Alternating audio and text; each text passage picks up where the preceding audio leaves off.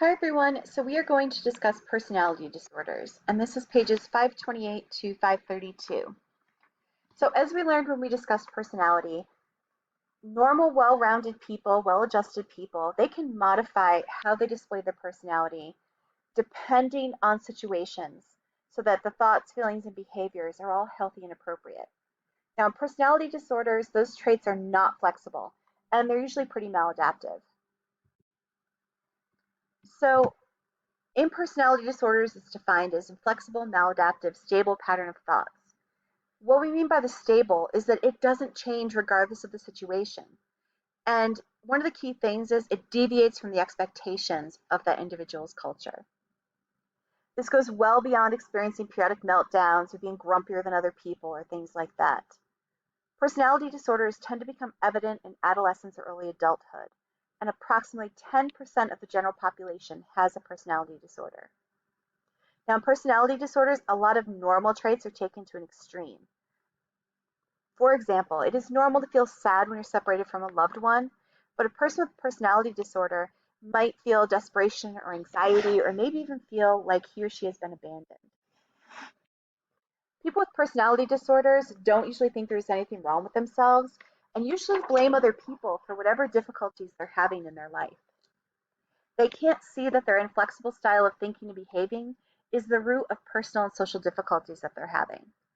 So because of these things, people with personality disorders don't seek help because they don't see themselves as having a problem. Many people show characteristics of more than one personality disorder, and sometimes that can make diagnosis pretty difficult. But another key thing I want to talk about, as we discuss them, you'll notice that some of the names don't always sync up with other things we know by similar names.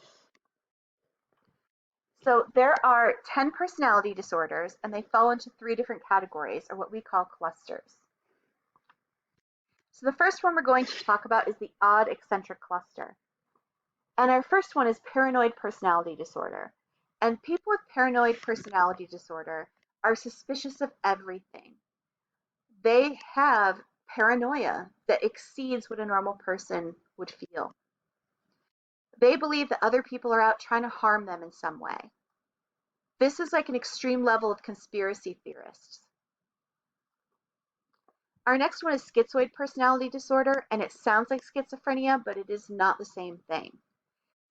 In schizoid personality disorder, a person will have what they call a flat affect. In other words, they're emotionally flat. They don't smile when they're happy. They don't have emotions that get displayed. And they typically try to isolate themselves. This would be like an extreme version of introversion. Now, the schizotypal personality disorder, again, it sounds like schizophrenia, but it's not the same thing. These are people who might have, odd thought patterns. Their speech might be a little different. Their emotional reactions are completely out of proportion. Strange mannerisms or appearance. You would notice something different if you were engaging with a person with schizotypal personality disorder. Our next cluster is the dramatic, emotional, and erratic cluster. So your book spends a lot of time focusing on 2 of the 4 disorders in this cluster. So the first one of those is antisocial personality disorder. So first thing to mention, people talk about, oh, he's antisocial. Well, antisocial, what they're talking about is more of the person who's extremely introverted. This is something very different. Antisocial personality disorder is not the same as being extremely introverted or not liking to be around people. Antisocial personality disorder is actually a diagnosis given to people who have no qualms about upsetting other people. They don't care how they harm other people. They don't feel any guilt for it. They're impulsive. They'll manipulate. They will lie. They will cheat. They will steal, and they will even kill. These people might be referred to as psychopaths or sociopaths. It's important to know that even when they get caught doing any of these things, they don't show remorse or guilt. Their conscience doesn't tear at them and make them feel guilty for what they have done. They also tend to lack anxiety. Now, some psychopaths can be very successful in high status competitive professions like business or politics, because that ruthless personality can actually be useful. People with antisocial personality disorder are willing to hurt other people for their own benefit. This could be physical harm, emotional harm, financial harm, you name it. If it will benefit them, they don't care what it does to the other person. Now, approximately 4% of the general population has antisocial personality disorder. There are more men than women with this disorder, and the maladaptive personality patterns usually begin in childhood or early adolescence. So it could be a child who has run-ins with the law or perhaps a school authority like principals or teachers. They may exhibit cruelty to animals, attack or harm adults or other kids. They might steal, set fires, or destroy property. And during childhood, this person is likely to be diagnosed with what they call a conduct disorder. Conduct disorder. So in other words, someone looks and says, oh, this child misbehaves a lot, and we'll get that conduct disorder diagnosis. That habitual failure to conform to social norms and rules becomes that person's predominant theme, and it continues into adulthood. People with antisocial personality disorder will deceive others for personal gain to get whatever they want from them. They will look a person directly in the eye and speak with complete confidence and sincerity in order to gain things like money, sex, or whatever their goal is.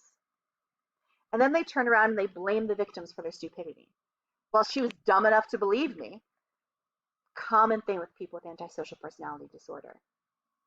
Now, because they do all of this, they can actually be really difficult to treat because they're going to lie to their therapist just the same as they do to everybody else. People with antisocial personality disorder often end up in the criminal justice systems. They're likely to develop alcoholism, and they might even have difficulties holding a job.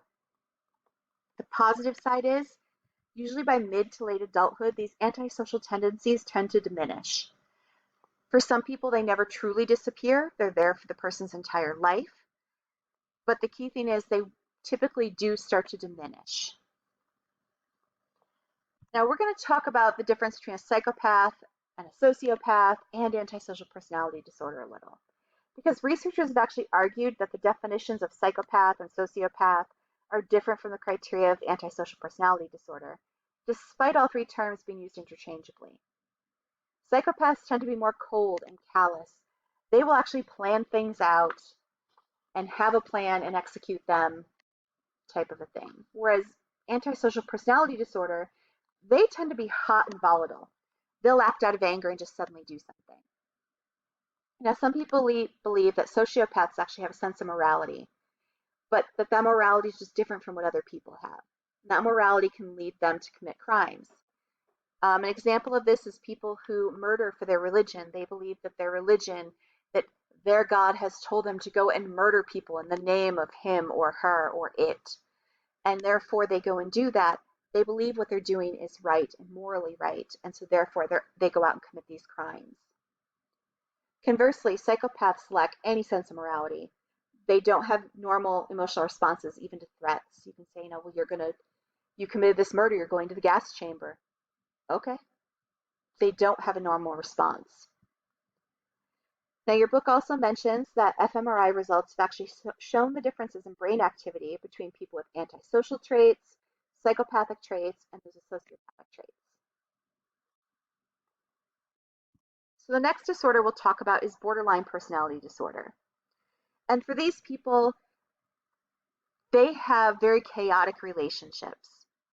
They have a lot of abandonment issues. They feel empty. They tend to be very self-destructive. And the people can actually really feel being abandoned. They can really fear abandonment, even by family. Because of that, they may cling to people and then push them away, treat people like yo-yos. Now, one of the stories that I share when I talk about borderline personality disorder, I had a patient when I was working in the eating disorder hospital who her parents brought her to the hospital. She was severely underweight, and the whole time her parents were driving her here from Nebraska, they kept telling her, we're doing this because we love you. We don't want you to die. We love you. We want to take care of you. We want you to get help. We want you to be healthy. We love you. They kept repeating these things. And within 5 minutes after her parents leaving, she was on the floor crying, saying, "My parents don't love me. They abandoned me here. They left me here to die. They want me to die. They don't want me to be in their home. They don't want me anymore." And this went on for hours, uncontrollably crying and just complete sense of abandonment.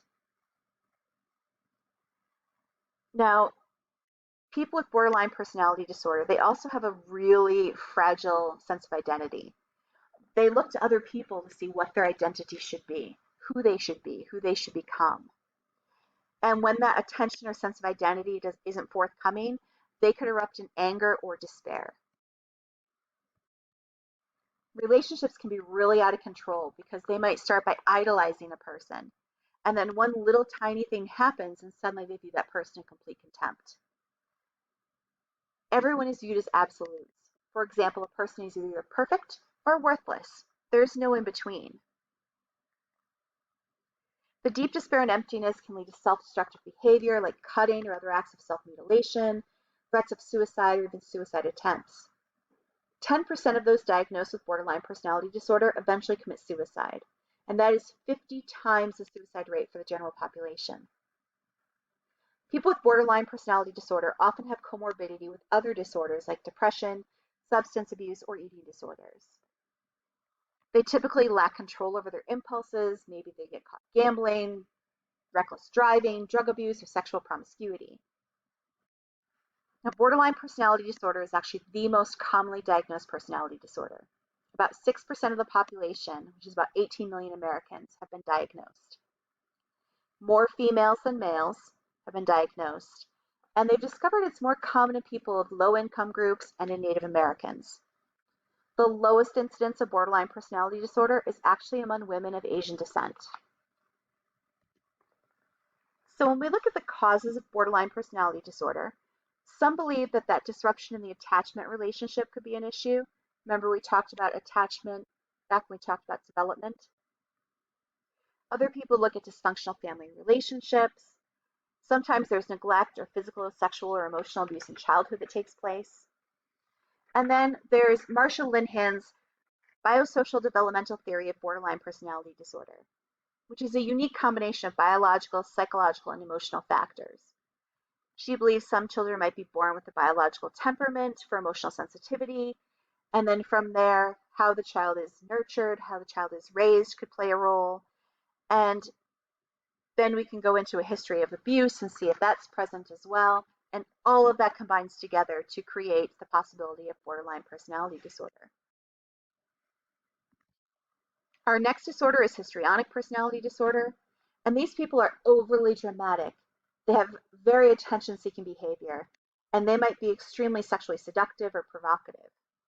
So this little icon you have over here, the I crave sin, this actually breaks it down nicely and explains they're vulnerable to other people's suggestions, they're all about appearance. These people are also extremely dramatic. You know, if you tell them something went wrong, they're, "Oh, what was me?" It's that kind of a behavior that they have. A lot of people have heard of narcissistic personality disorder. These people have this grandiose sense of self-importance. They think so highly of themselves and not very highly of anyone else. These people will make all kinds of comments about how wonderful they are. They make sure everyone knows how wonderful they are. The final cluster is the anxious and fearful cluster. And the first one is avoidant personality disorder. These people worry that they're completely inadequate and that nobody is going to want to be a part of their lives. The dependent personality disorder, they constantly have a need for someone to be taking care of them. And then obsessive compulsive personality disorder, this is not the same as obsessive compulsive disorder, but people with this disorder have unreasonable perfectionism. Everything has to be perfect. So those are the personality disorders discussed in your text.